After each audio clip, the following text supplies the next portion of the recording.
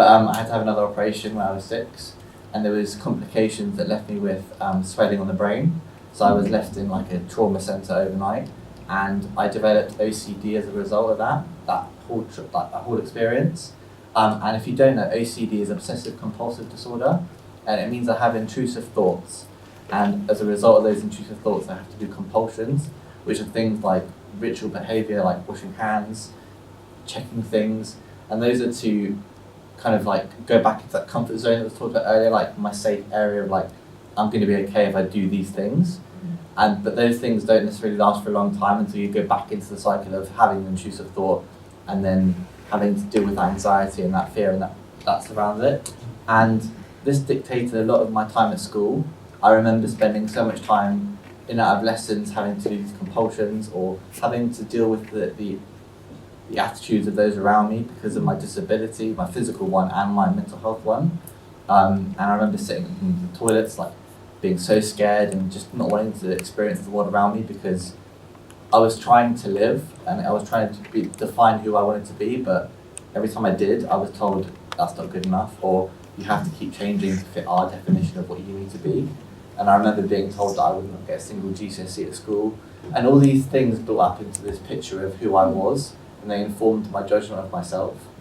And when I was at college and things like that, I was always told by teachers that you're not good enough and things like that. Those kept feeding into that narrative of who I was. And at that point, I just kind of got to the point where I was like, no one sees me as disabled. Like, I'm at university, everyone sees me as Chandy, they don't see me as disabled or everything that I've been defined by up until that point.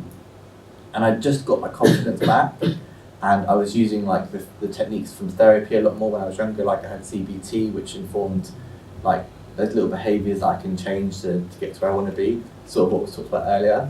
And I remember feeling good about myself, and then it all got flipped on its head, and I was back to square one.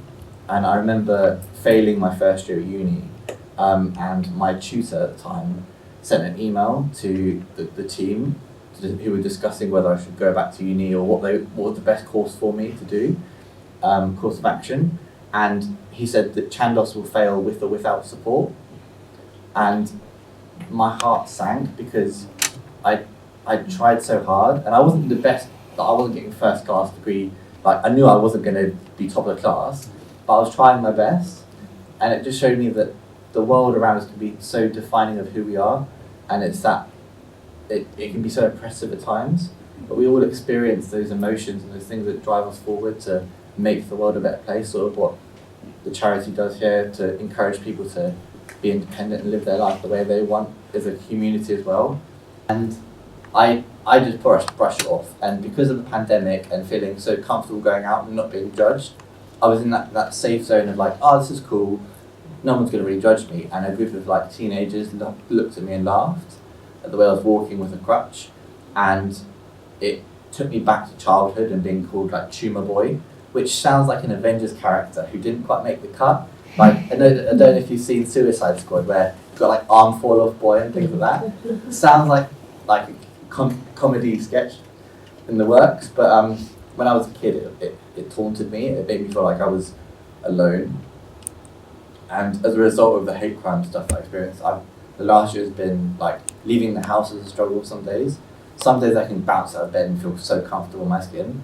Other days I fall out of bed and I just don't want to carry on with the day. I just want to go back to bed and sleep. And I have to be so mindful of limitations and realising that yes, change is possible, but it's okay if it takes time.